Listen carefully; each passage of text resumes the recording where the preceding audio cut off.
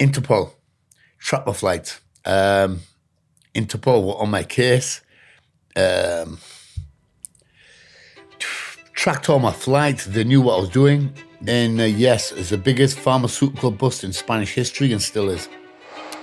250,000 pills and 50,000 ampules. And that's just you? Yeah. Right. Okay, so what happens next?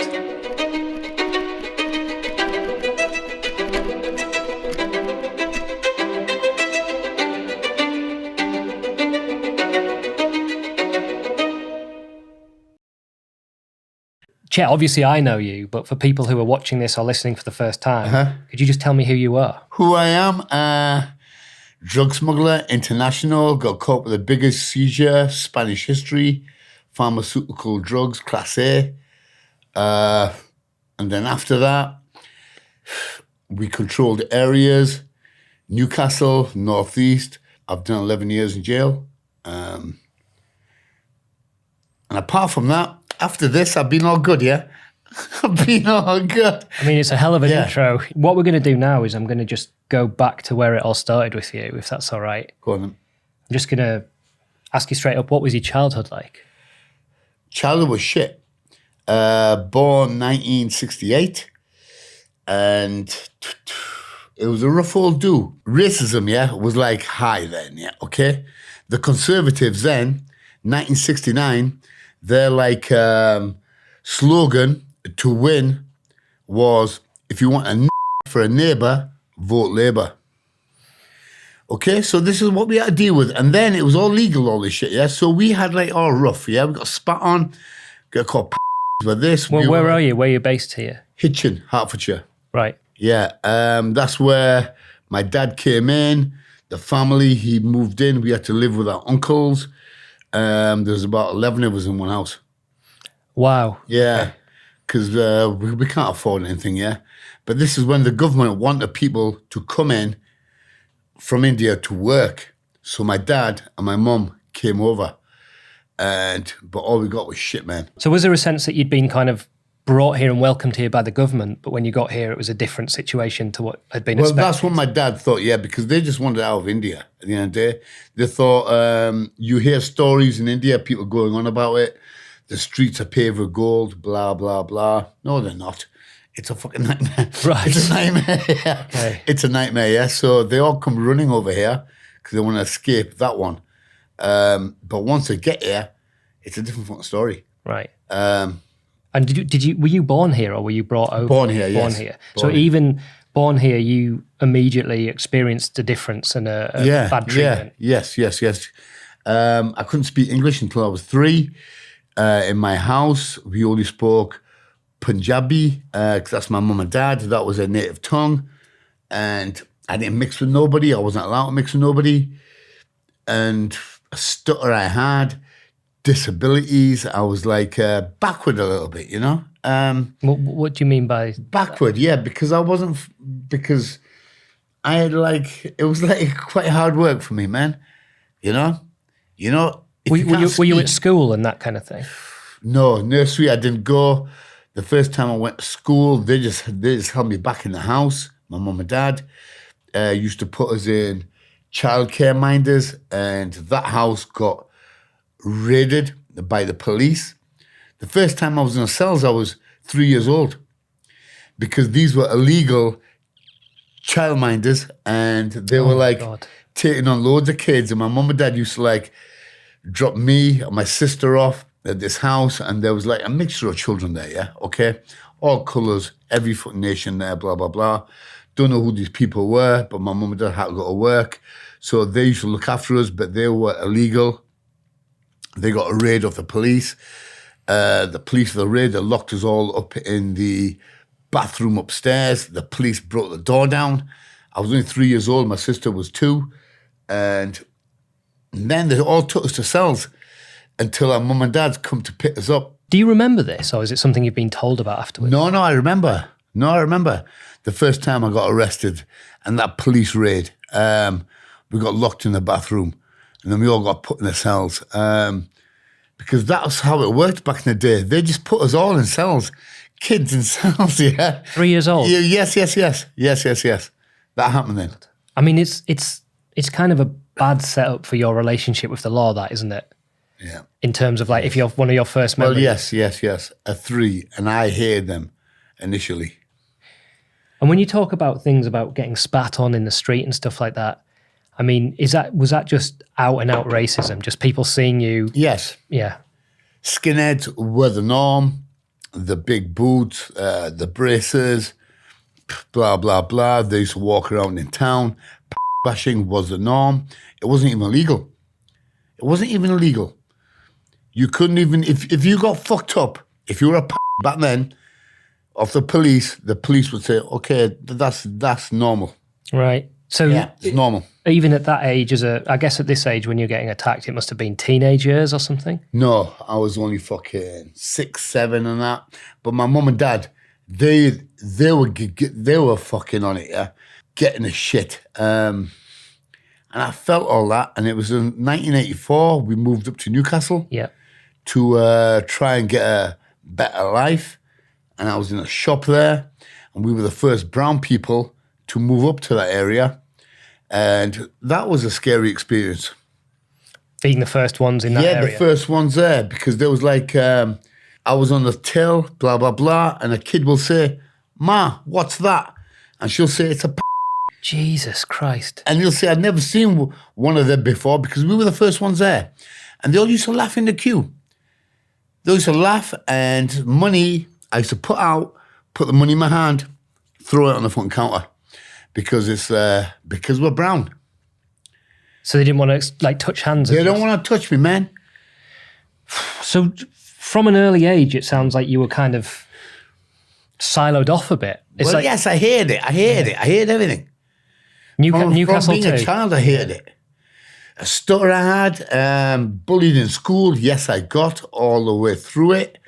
When I got out of that, more of it, and then I fucking had enough, man. And then when I react. Did you have friends at that point? No. None? None. Family members of similar age, anything like that? None. Brother, sister, brothers, he moved out, went to uni, blah, blah, blah. 5 years older than me. He didn't want any part of this shit because he was gay, right?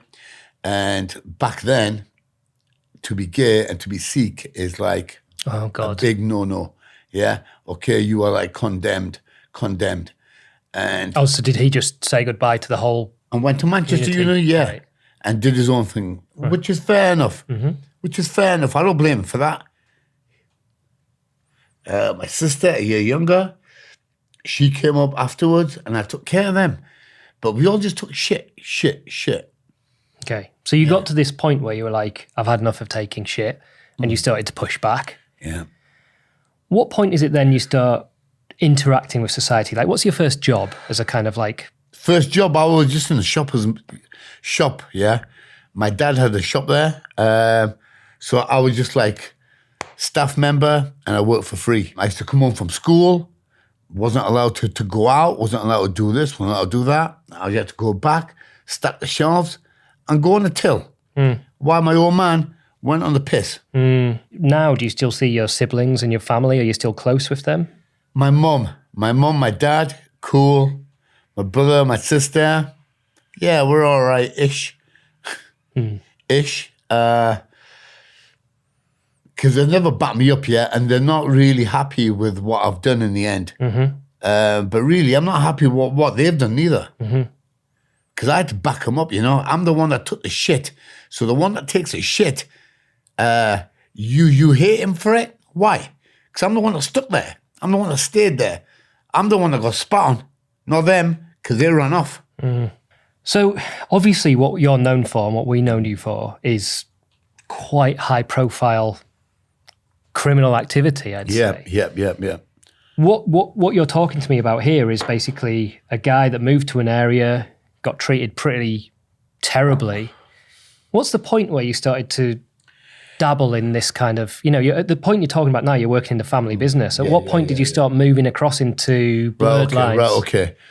The point I moved was like, I knew where we at, yeah? We were just getting shit in the shop, shitty fucking customers, or racist. I thought, fucking, this is not for me, yeah? I'll fuck this bullshit off. I want to fucking make some moves here. I want to make some moves. So I opened up a clothes shop in Newcastle, high fashion. But I had to close that down because the shop was not making money. So I was working with gangster firms from the Northeast. Credit card fraud, okay? What you were doing credit card? Bag snatching, yeah. They were like Okay. snatching bags, blah, blah, blah, coming in with fresh cards. Check, can we run this through your shop? And I would go, yes, go on then. Because we've got 1 to 2 hours before it's recorded through. And then back then it was just like, the machine that you... it was a douche, yeah. Yeah. And then it was easy to do. We could wreck a card for thousands. And how old were you here? 23. 23. 24. So 23, 24. And that was back, when did you say that was? 90s? 90s, yeah. 90s. So I guess to a young guy who'd come from an unpaid family business, that must have been a lot of money. Do you think that's what gave you a bit of a taste for the operating outside the system? What gave me a taste was I wanted high, baby. I want to make mills. Not the fucking 800 quid. Right. What the fuck about 800 quid, yeah? I want to make mills, yeah? So I'm saying I'm gonna sell drugs. Right. So yeah. with that, you were looking and you were going, how do I make the big money? And I knew after this, I have to sell drugs. Because in the 90s, it was so easy to do it. how does a youngish guy in Newcastle at that point in time, Yes. how do you get into selling? How do I get into that right? Steroids. Doorman, I was a doorman after that, yeah? Right. Okay, because I was training, I was that big. I knew a few guys. I said, listen, the shop had to close down. We had to close the shop down. And he says, right. But my mum and dad's shop was already operating anyway, so I was working there already. So I had income anyway. Second income I wanted, doorman, but then I wanted a third income, selling drugs. So I wanted like 3 or 4 incomes coming in, not just one. So at this point, you've moved into door work, and then you said it's steroids. Is that right? You were selling Steroids I was selling at first, yeah. So how do you find these steroids to sell? Like, Right, how do I find them? I knew a guy I was working with in Newcastle. He used to get them. I used to buy off him. Okay, markup was like fine, blah, blah, blah. But then I thought, no, listen, I should be the one bringing it in. I want to be the main man, not him. I don't want to go to him to buy, yeah? People should be buying off me. So I made the moves, and Pakistan was the cheapest place in the fucking world to buy. Because nobody wants to work with Pakistan, man. Al-Qaeda, Taliban, blah, blah, blah. oh, so at that point in time, was that quite a heavy. thing? Yeah. Heavy. It's always been heavy. It's heavy now. I mean, was that not an intimidating thing for you? No, I loved it. I loved it, man.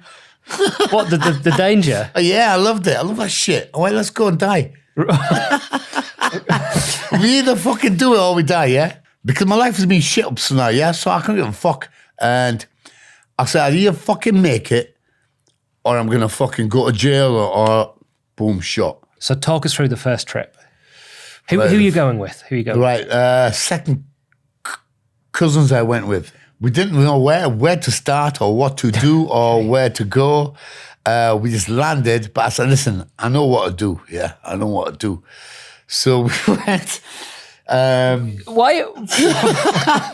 What, did you say that because you wanted to be in control, or were you just kind of put a bit of I want to be in confidence? control. I'm the boss, man. But did you think you knew what to do, or were you just going? No, I knew I would do it. Right. I knew I would do it. I knew I would do this. I know I could go to Pakistan. Pakistan, corrupt the fuck, like all them other countries. I know I can pay people off there. I can buy people off. I can buy the police, the airport security. I know I can do this. So I went, yes, I'm going to do it. So I changed my name to Jet Khan, Muslim name, just so I don't get kidnapped or shot in Pakistan. Because if they think I'm a Sikh, because India and Pakistan aren't too good with each other, especially when I'm going to buy drugs, yeah? So it's a no, Jet Khan. But I was a nice guy to them, and I paid my way, and I did my dues, and they were cool with me. Well, let's go through it step by step. Because obviously, for someone like me, or potentially, I'd imagine a lot of our listeners, it's a completely different world to what we're used to. So you land in Pakistan. Yeah. Take us through it. We went around first. We had a company name from a box. We traveled to that company, which was 2 hours drive, Pakistan. I spoke to the manager. I said, listen, What kind of company, sorry? steroid company. Got you. So you were going to go to them and say, can we buy direct? Organon, he was called. Right. Organon, yeah. We went to the original company. And I said, listen, I want to buy a few. He went, are you a pharmaceutical company? I went, no. I went, we just want to buy a lot of you, yeah? He went, no. I went, what do you mean, no? I went, listen, we'll pay you what you want, yeah? And he just went, no. It was like, I was really shocked by this, yeah? Because I thought I could buy anybody off in Pakistan. And that's a 2 hour drive out the window. And this was a 2 hour drive out the window. And then we were all a bit fucked up. So we went back to the hotel. Prostitutes I spoke to, they went, listen, talk to these people. Talk to this person. Talk to that person. And then we made some contacts.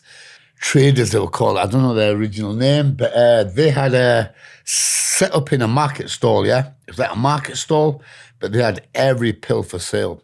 Rufnapol, Valium, everything illegal here is available there. And he said, I can supply you, because everybody else said they could only give us 10 of these, 10 of them. I went, no, we want 100,000. Jesus They Christ. went, yeah. They went, no, we can't. Because these guys were doing it. So they linked us up with these guys. They went, they're the main suppliers. And when we went, he was there. Sons were there with shotguns. This is a market stall. Shotguns at the market stall. Shotguns at the market stall. And the only chemist, it's a chemist, yeah. It's a chemist. Shotguns here outside because people try and rob it. Oh, yeah, okay. Because there's big money coming through. And we landed with 30 large.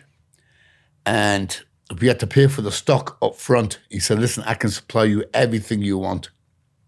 All right. You're not intimidated at this point? I wasn't, but my cousins were.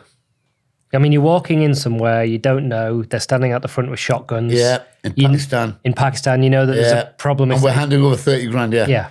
They could have told me to fuck off, yeah? You're not getting nothing. What can I do about that?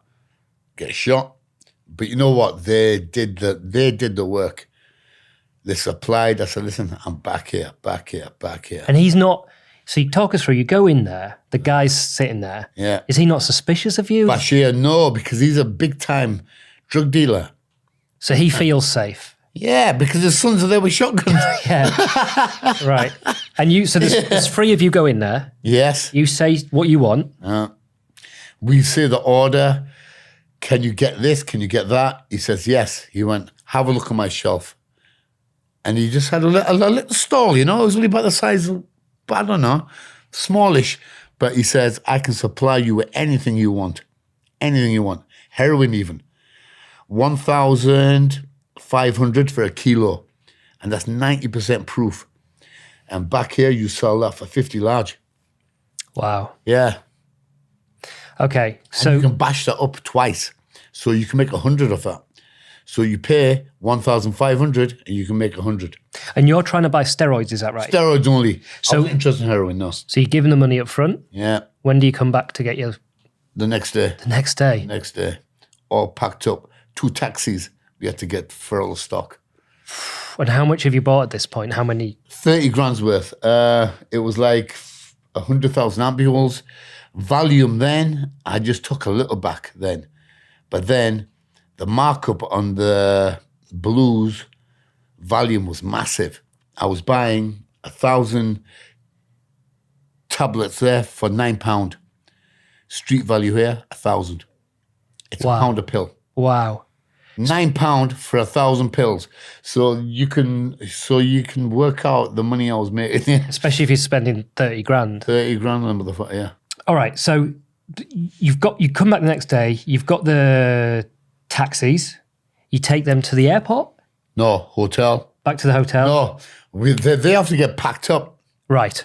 They have to get packed up. My taxi driver the first job he did, what I did here, porno mags. I gave him a porno mag, right? Okay. You can't get them in Pakistan. Okay. Illegal. Yeah. Right. They have never seen a white girl naked. Okay. So when you show them a magazine, they're like, oh my God. They're like, fucking hell, what the fuck, right? I went, okay, I can give you this magazine if you do work for me. So this is how you get work done over there. How did you have the porn? Because we're going to Pakistan, man. We got to wank for fucking a week. I could have answered that question myself, couldn't I? All right. Well, all wanking right. for a wee baby. All right. Okay. All right. So you did you know it was illegal to take it in? No, it's legal. So you got there with You can it. buy it at the airport, can't you? Newcastle Airport. Right. Okay. All right. So You can buy them at Newcastle Airport. So you get to the taxi driver. You give him the porno mag. Yeah. And what do you say to him? We need these. What I packed up. said to him, I said, listen, I said, I'll pay you, right? I said, I'll pay you as well. I was going to pay him a month's wage to get the boxes packed. He said, right, I'll do it. And what he did was this. He took it back to his fucking village where he was at, yeah. He got all the young boys to come, sat them all down in front of him and said, right, listen, there was like 1 ampule in each box, right? Okay. But these all have to be packed down, 6 in each box. Okay. And there's like 100,000 ampules here, yeah. Okay, so it's gonna take a long time, yeah. So he went, right. What he did, he got all the boys, he went, this is what we want packed. Everything has to be packed down. Like, boom. It's massive at the minute, but it has to be condensed, small, so they can take it across. So what he did, showed him the first page of the porno magazine. Right. The boys, right? They were like that, you know, right, do 1 box and I'll turn the page over. Oh my God. Yes. So he got it done for free. All these young kids just, bro. So they were just packing it and he was just showing them. Just showed him a page and I paid him a month's wages. My God. So you've landed in Pakistan and basically corrupted an entire village on your Corrupted them all, first, yeah. Yeah, with porno magazines and shit. your first visit. Right. Okay. So you get that lot to the airport. It's all packed up now. You got them in suitcases, is that right? Yes. And how, I mean, this is a point where if I was doing something like this, I'd be extremely nervous. I'm assuming, based on the conversation we've had so far, you weren't. No. You don't seem to be someone who feels that kind of... No, I knew I could do it. And what about your cousins? They were a bit unsure, but I had the confidence. Okay. So you get to customs. Yeah. Talk us through it. Firstly, they went, open up your cases. There's like 6 of them there. Boom, open them up. We were all biggish and we went, listen, personal use. They just laughed at it, yeah? Because the case was just fucking full of gear. They went, nah, it's not personal use. And then they seen the porno magazines on the side. Of your suitcase.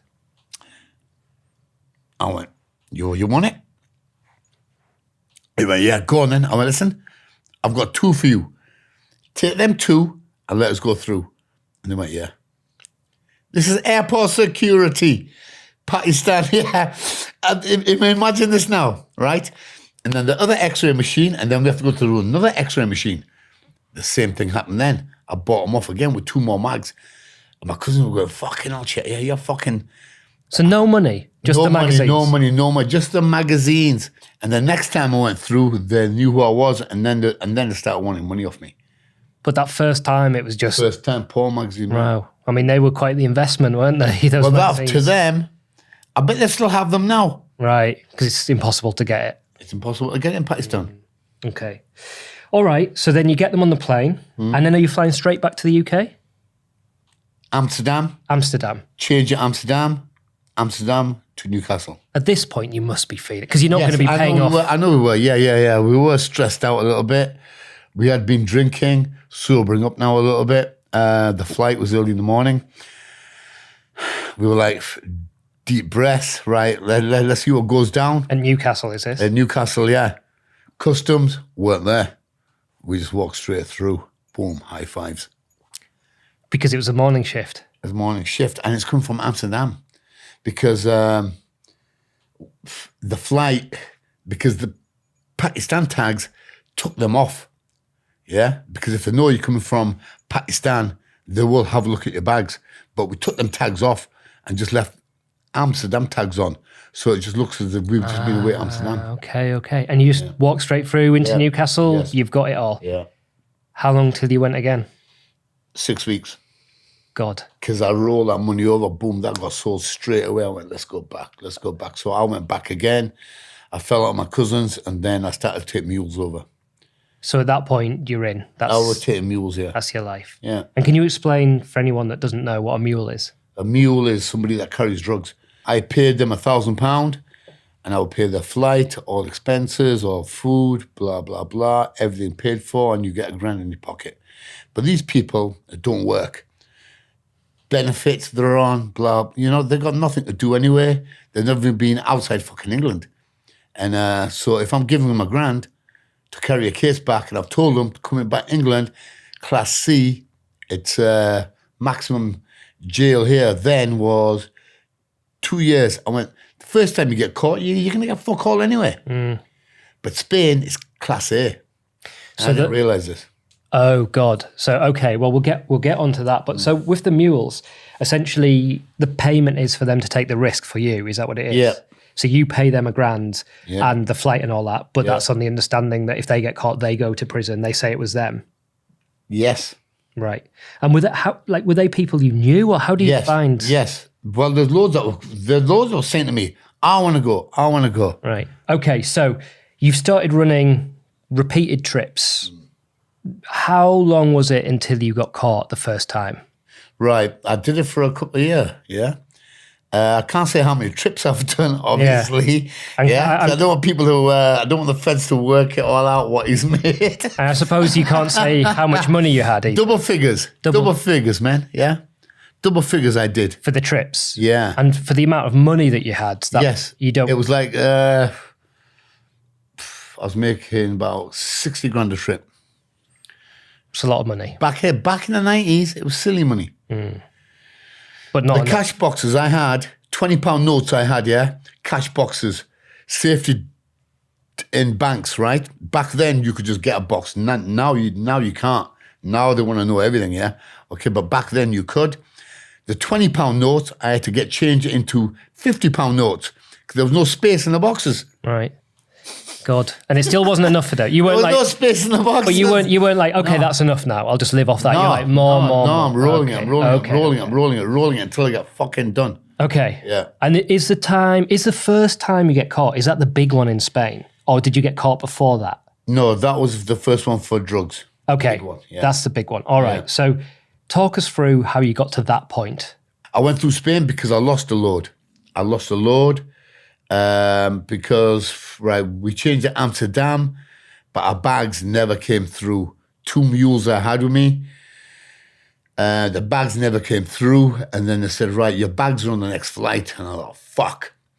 But the mules were happy about this because they still paid the £1,000, and now they're not even carrying the fucking case. Right. So fuck them, yeah. So I thought, fuck you. Anyway, Newcastle Airport said, right, your bags are here, and we've opened them up. But we will tell you if you come to collect these bags, you are going to get arrested. They called you and said that? Yeah. That's a strange thing to do. I know it's because it's Class C. I know because they open my bags. But it's strange for them to warn you, I would have said. Well, they've opened my bags. This is England. Any other country, they wouldn't even tell you. You just turn up and be arrested. Yeah. But England has said, this is law. We have opened your bags, and we will say to you, if you do come and get these, you are going to be arrested. So I guess you didn't go. No. So I thought, fuck that off. So a different route I had to take through Spain. And then I was going to get the Channel tunnel back. And what you didn't realise was that the Class C drugs in the UK were Class A drugs. A in Spain, yeah. Let's talk about how you got caught. Why were you there? Why instead of the mules? What was the point you realised you were caught? Let's go into that in Spain. Interpol tracked my flight. Interpol were on my case. Tracked all my flights. They knew what I was doing. The chief narcotics officer, Karachi Airport, he said, "I will guarantee you safe. Boom, out of here. But once you're out of here, it's got nothing to do with me." Yeah, okay. So, all right, fair enough.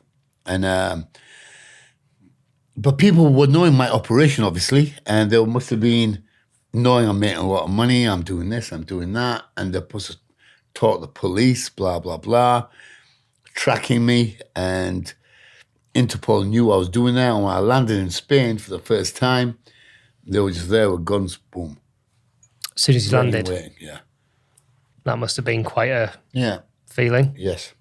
So what's the process? Do they grab you straight away, or do they make you open the bags, or how does it work? Well, yeah, our bags were late. Everybody else had their bags. Ours, not there. So we're waiting. We're waiting because the police, Interpol, had to come. So everybody else had left the airport at this point, and we're just fucking stood there waiting for our bags. But really, the police are going to come. The Guardia Civil, boom, Interpol, and they went, right, you, bam. We know what you're doing, and they just laughed. They went, whoa, look at all this. And it was like, for them, it was a good bust. It was a good bust.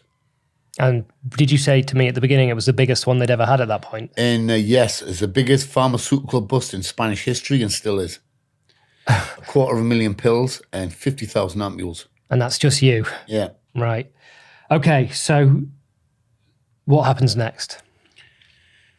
We got locked up, man. The mules, the police were interrogating them. And they did say, okay, it's him. It's all him. Because they were scaring him. They said, you're going to get 10 to 15 here. Right? So you either say who is the boss. They knew I was the boss anyway, yeah? And but they just want to hear it off them. And once they heard it off them, cushy number they got a nice cells, this and that. I got put in a container outside with no windows and no food or water for 2 days. Wow. 2 days. Piss in the fucking corner and shit. Really? Yeah. Did you know at that point you were in pretty big trouble? I'm fucked, yeah, because they took everything off me. I had rings, I had jewelry. The police, Spanish police just took everything off me.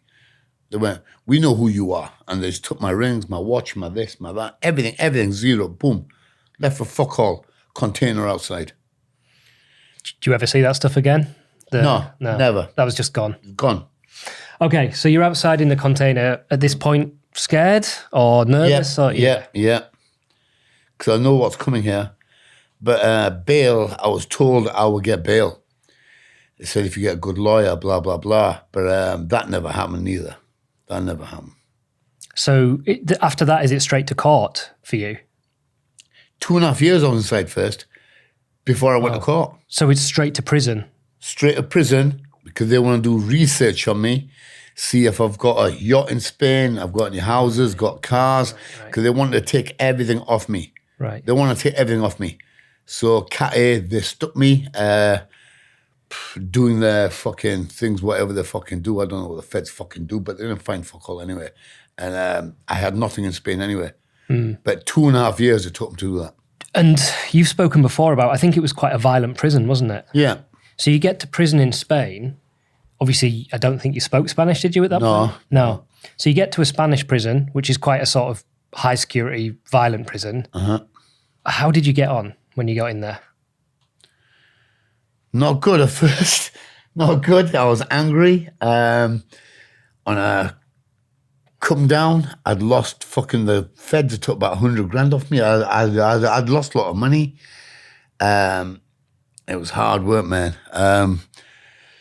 And where I was at, I was Cat A. The Spanish jails, Foncalent is the worst jail in Spain. And Spanish jails are the worst in Europe. And I'm in the worst wing. So I'm in the worst place you can be, I think. And everybody there was in for like massive sentences. A third of them had AIDS. They're all murderers, killers. But they stuck me there because they thought I had money.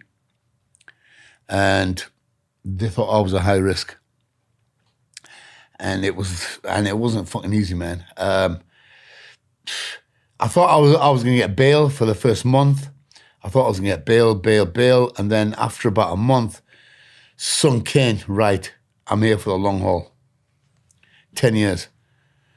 And 10 years? 10 years. That's what I got told, yeah. Okay. And I thought, I can't do 10 years with all these people because they all got AIDS, stabbing each other daily. They're all on smack. I was on heroin just to escape a little bit.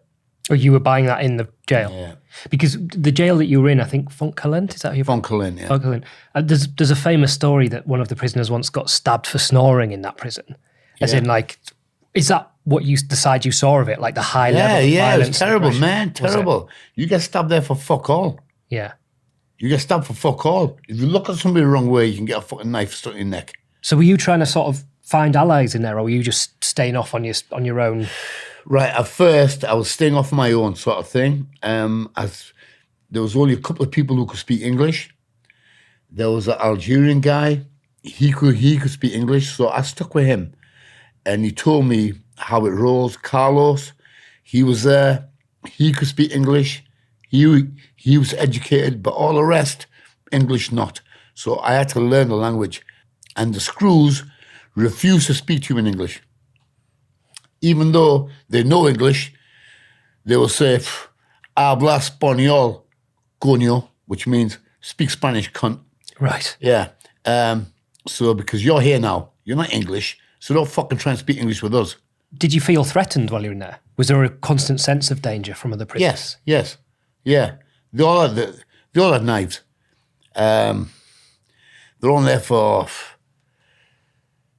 stabbings and shit, petty fucking arguments over fucking drugs. This is their life because they're all doing 30, 40 years. They've got AIDS. They're not leaving. They ain't leaving that place. They know they're going to die there. So they will take anybody out. So there's no sense of getting out for them, and they're in the worst place they can be anywhere. Yes, yeah. And that's what I thought I was in. So did you have any altercations with people, or were you staying off? No, loads. I had loads of fights there. I stabbed people there. Did you? I got stabbed there twice. God. I got stabbed twice and I stabbed people there. Based on just arguments? Bullshit, yeah. The first time I stabbed somebody, right, what happens there, you get pills, yeah? Every day, they give you pills to like keep everybody calm because this is like dangerous people here. So they pill you up, yeah? So everyone's on a fucking lower level. This guy, he got his pills, Juan, and he taxed people. So he would take pills off people, bam, bam, bam. And he took it off this other guy and he was sat on the fucking step crying. And when Carlos I was with, and then I couldn't even speak their language. And I said, hey, Carlo, ask him, yeah, what's wrong with him? And he said, okay, Juan taxed me. I went, has he? I went, who? He went, him over there. All right, okay. So I walked over to him, yeah. Now at this point, yeah, I'm you know me, I'm fucking angry as fuck here because I'm here, I'm stuck here. So I thought, okay, if I'm stuck here, I'm gonna kill here as well. Fuck them all. So I went to him, I went, oi, why did you take these pills? He went, fucking, I do what the fuck I want, yeah? What the fuck's it got to do with you? But this is through an interpreter. Mm-hmm. Carlos, right? He was speaking Spanish, and Carlos was telling me what he was saying in Spanish and English. So this is through an interpreter, an argument. I went, yeah, really? I went, tell him, showers now, fight. He went, told him, all right, okay, look, let's fucking go then. All right, go on then. So showers we went. I thought it's a fist fight, yeah? But the interpretation must have got a bit mixed up and it was a knife fight. Jesus. Yeah, knife fight, right? I didn't even fucking know this. So I walked in the showers and then he pulls out a fucking blade on me, yeah? And I went, right, okay, baby.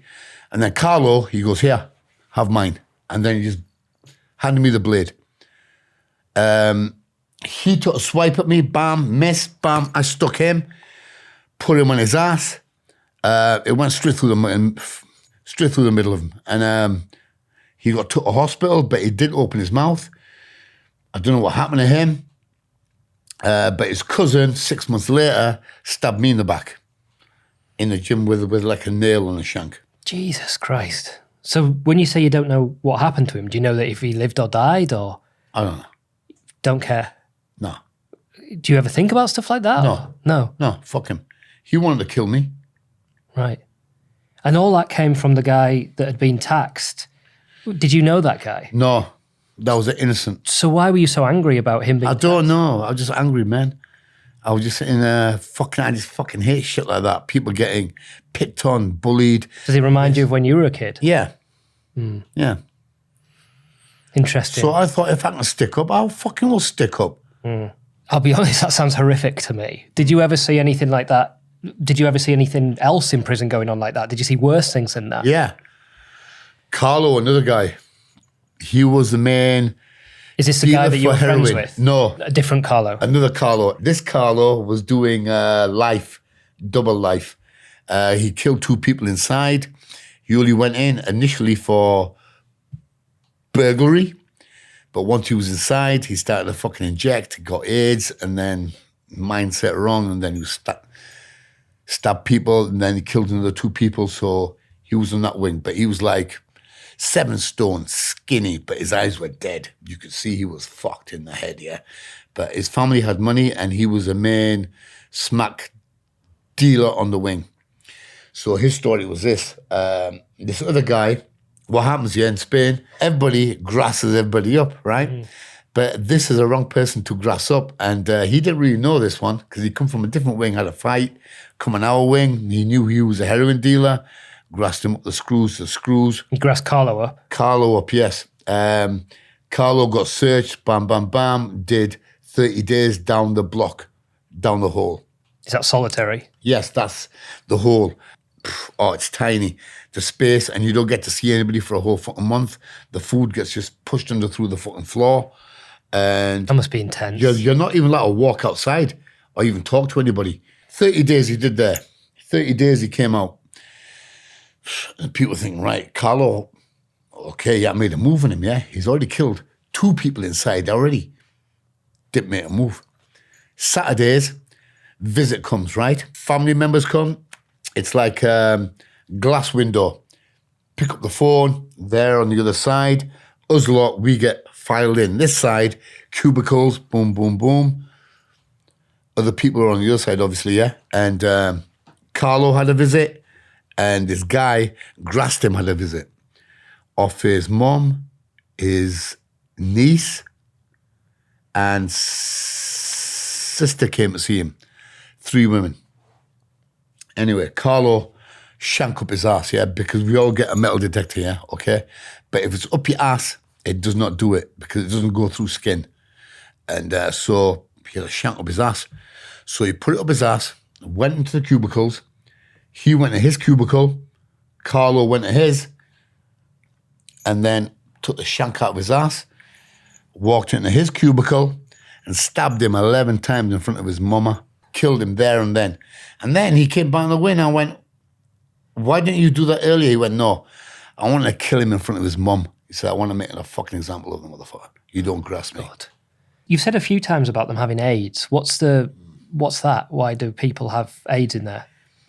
Sharing needles, mostly. I see. Sharing needles. Rape happened, yes, but catching AIDS like that is like rare, because if you fuck somebody with AIDS, if you got AIDS, you fuck somebody else, there's only a 1 in 60 chance you can get AIDS. Mm-hmm. So it's quite slight. You know? You said at that point you were taking heroin. Were you not worried about that using needles? I was smoking, man. Oh, okay. I never injected. Right, because of that? Well, yes. I don't share a needle. Yeah. I mean, it sounds like a disturbing experience. How long were you in there for? 3 years.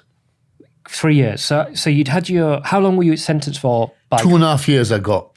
2.5 years until I got a sentence. And then I had to, and then I learned Spanish. I spoke to the top heads there, the bank robbers, this, that. They went, listen, you need this lawyer. Because this lawyer, he knows corrupt people, pay him off. He went, okay, he's going to want money off you, but he'll get your sentence halved. I'm like, will he? I'm like, right, okay. 4.5 years I got in the end. Because you'd spoken to this? I spoke to them and I paid them $9,000. $9,000 to half your sentence? Judge, yeah. I mean, that's worth it, isn't it? Oh, yes. So I thought he wanted more. Yeah, well, I mean, yeah. But they do this daily. Right. This happens on a daily basis.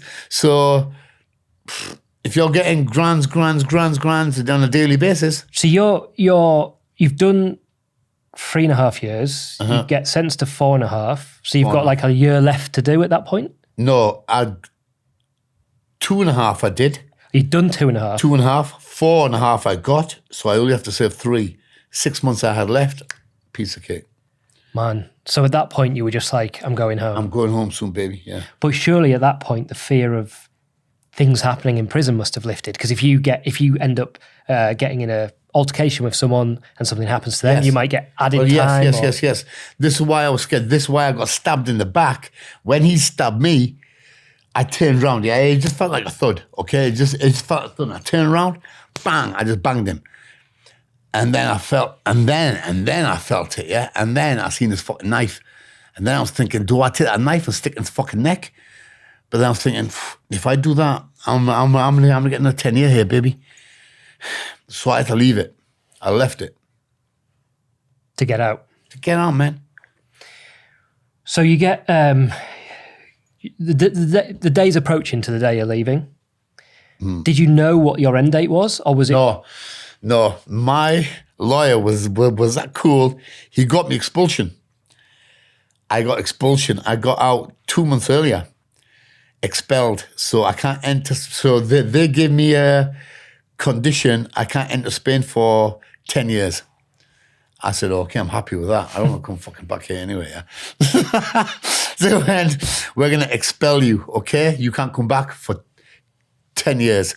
I'm like, right. The head screw, he went, Sandu. I'm like, what? I was in a gym at the time, training. He went, papers are here, you're out. I went, what? He went, now? He went, go pack your stuff. But I was that happy. I just had shorts on and a vest on. I was that happy that I was going. I just gave all my clothes and all my shit away to everybody. So I went to the airport in just my shorts and my vest.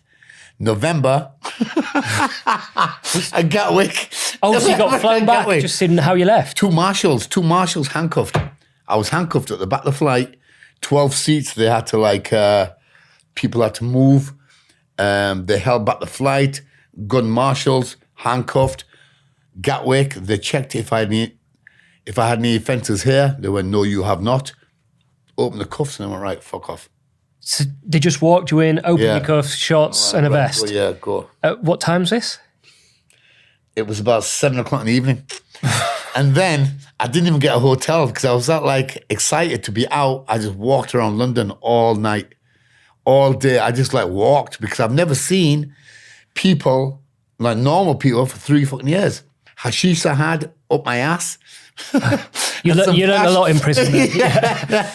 Your ass there is an extra pocket, okay? Yeah. That's where you keep everything. So some cash I had because I used to be the money lender in jail. That was my job in jail, money lending, getting double back the next fucking week, blah, blah, blah. That's how I made the money there. So I thought if I can make money here, I can make money anywhere. Mm. Basically, I know there's lots of other things that have happened in your life after that. This is the main bit I want to talk about. We did a previous video together. There was quite a lot of comments on that. I don't know if you looked at any of them. But Right. it was interesting going through them because it kind of it fell into a split of half the people were saying stuff like, all I see is a guy that had a bad start in life and tried to make the best of it. And the other half were saying, this guy doesn't care about anyone. Yeah. Which side do you fall on? Do you see yourself as someone that had a bad start and then had to fight to get anywhere in life? Or do you Yes, I did. Yeah. Yes, it was.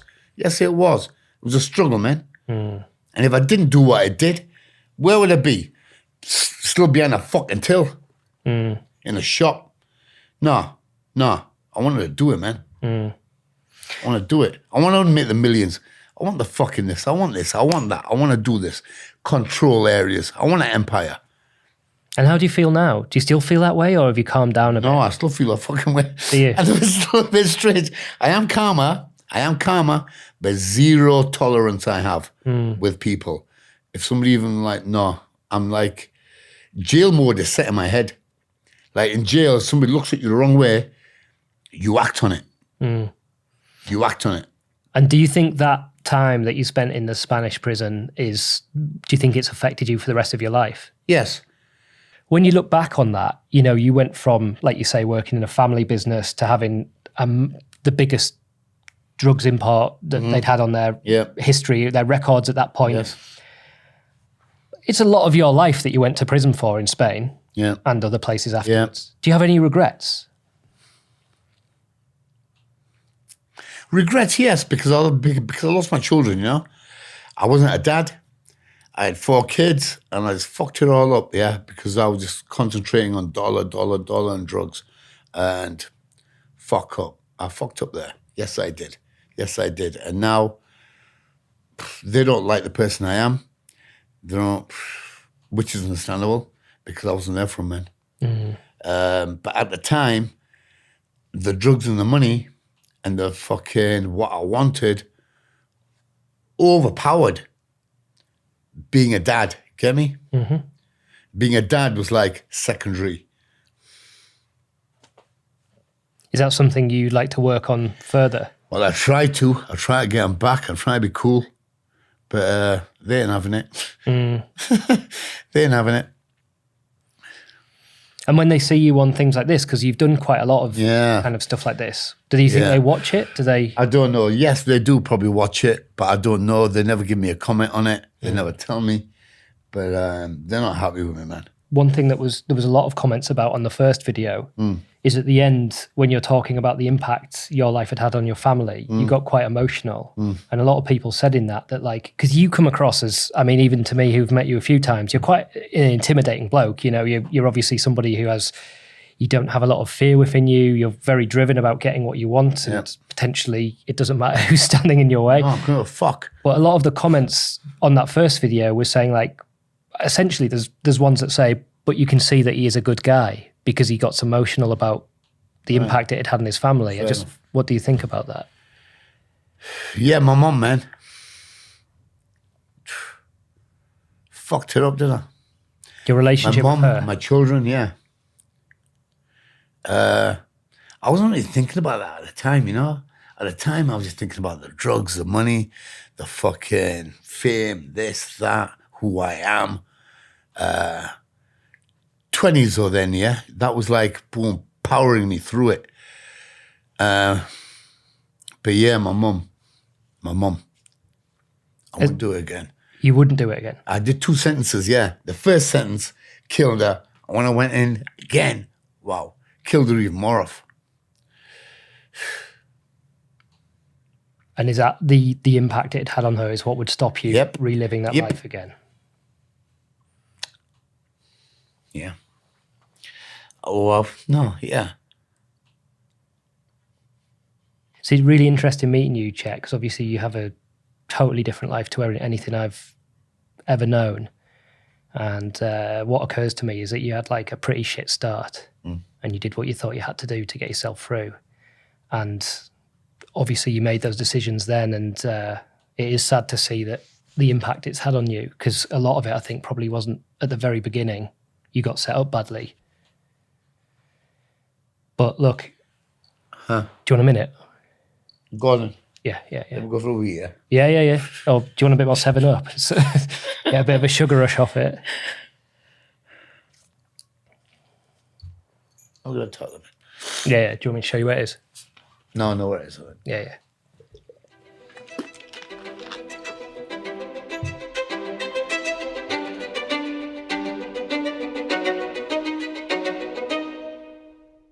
And I just lobbed this stun grenade, and he went bang, bang, bang, bang, bang, bang, stunned him, and we went down to the bottom, and a vehicle reversed in, a tank, a warrior, reversed in, the back doors opened, and we all piled in the back, and that was it. The vehicle just stayed there. I'm chugging on the commander's leg, going, we need to go now. And it turned out the driver had been hit in the head.